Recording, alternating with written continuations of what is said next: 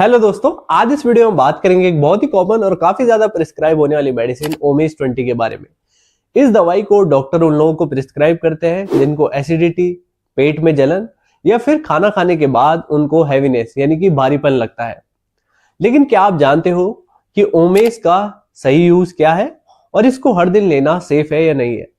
तो इस वीडियो को एंड तक जरूर देखना। वीडियो में हम डिटेल से जानेंगे ओमेज के यूज, इसके डोज, इसके साइड इफेक्ट्स को, और वीडियो के एंड में मैं आपको ये भी बताऊंगा कैसे आप अपनी लाइफस्टाइल में चेंजेस लाके एसिडिटी की प्रॉब्लम को कम कर सकते हो। तो चलिए शुरू करते हैं इस वीडियो को।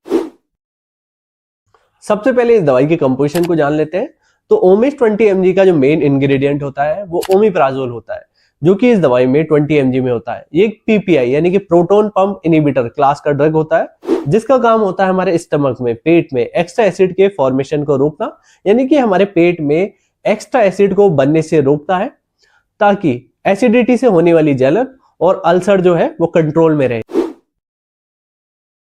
अब हम ओमेज के यूजेस को जान लेते हैं। तो सबसे पहले ये जो दवाई है वो एसिडिटी में यूज होती है। बहुत सारे लोगों को खाना खाने के बाद एसिडिटी की वजह से उनके पेट में जलन होने लगती है। इसके अलावा उनके सीने में बर्निंग सेंसेशन यानी कि सीने में जलन हो सकती है, या फिर उनके मुंह में खट्टा पानी आने लगता है, या फिर उनको खट्टे डकार आ सकते हैं। ये सभी एसिडिटी के कॉमन सिम्टम्स होते हैं और डॉक्टर ऐसी कंडीशन में ओमेज को रिकमेंड करते हैं। इसके अलावा ओमेज GERD, जिसे हम गैस्ट्रो इसोफेगल रिफ्लक्स डिजीज भी कहते हैं, एक ऐसी कंडीशन होती है जिसमें हमारे पेट का जो एसिड है वो बार बार हमारे फूड पाइप तक आ जाता है, जिससे हमारे सीने में बर्निंग यानी कि सीने में जलन होने लगती है और उसमें पेन भी हो सकता है। ओमेज इस एसिड रिफ्लक्स को कंट्रोल करता है और हमारे फूड पाइप की जो सूजन है उसमें रिलीफ देता है। इसके अलावा ये जो दवाई है वो पेप्टिक अल्सर डिजीज में भी यूज होती है। ये उन लोगों के लिए हेल्पफुल होता है जिनके स्टमक में यानी कि पेट में या फिर उनके स्मॉल इंटेस्टाइन में अल्सर हो जाता है। तो ओमेज उन अल्सरों को हील होने में भी मदद करता है। इसके अलावा ये जो दवाई है वो एच फाइलोरी इन्फेक्शन में यूज होती है। अगर आपके पेट में होने वाले अल्सर का कारण एक बैक्टीरिया है तो उसका नाम होता है हेलिकोबैक्टर फाइलोरी। तो डॉक्टर ओमेज को एंटीबायोटिक के साथ कॉम्बिनेशन में देते हैं। ये दोनों दवाई मिलकर साथ में इन्फेक्शन को खत्म करता है और दोबारा अल्सर होने से भी बचाता है। इसके अलावा ये जो दवाई है वो जोलिंजर एलिसन सिंड्रोम में यूज होती है। एक ऐसी रेयर कंडीशन होती है जिसमें हमारे पेट में ट्यूमर की वजह से जो एसिड है वो ज्यादा मात्रा में बनता है। तो ओमेज 20 mg जो ये कैप्सूल है वो एसिड प्रोडक्शन को कंट्रोल करने में हेल्प करता है। इसके अलावा ये जो दवाई है वो इंडाइजेशन में यूज होती है। अगर खाना खाने के बाद आपको हैवीनेस यानी कि भारीपन या फिर आपको ब्लोटिंग जैसा महसूस होता है तो ओमेज इसमें भी रिलीफ देता है। इसके अलावा पेन किलर जैसे डाइक्लोफेनेक, आइबुप्रोफेन या एस्पिरिन हो गया, अगर आप रेगुलर लेते हो तो इन सभी दवाइयों से, पेन किलर से आपको पेट में अल्सर होने का खतरा होता है। तो ओमेज जो है वो इन पेन किलर से होने वाले अल्सर से भी प्रोटेक्शन देने में मदद करता है।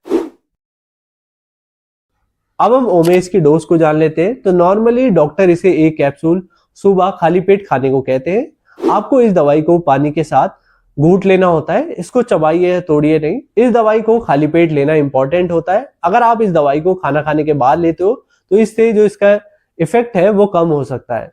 इस दवाई को कुछ लोगों को 2 से 3 दिन लेने को कहा जाता है, या फिर अगर कोई क्रोनिक पेशेंट है, उसको लंबे समय से एसिडिटी का प्रॉब्लम है, तब डॉक्टर इस दवाई को 1 हफ्ते से 1 महीने तक लेने को कह सकते हैं।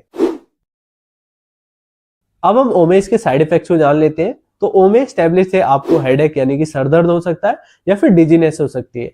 और अगर आप लंबे समय तक इस दवाई को लेते हो तो इससे आपकी बॉडी में विटामिन B12 की कमी हो सकती है और कैल्शियम की कमी हो सकती है। अब हम इस दवाई के कुछ प्रिकॉशंस को जान लेते हैं। तो अगर आप कोई प्रेग्नेंट वुमेन है, ब्रेस्ट फीडिंग वुमेन है, तो डॉक्टर के एडवाइस के बाद ही आप इस दवाई को लें।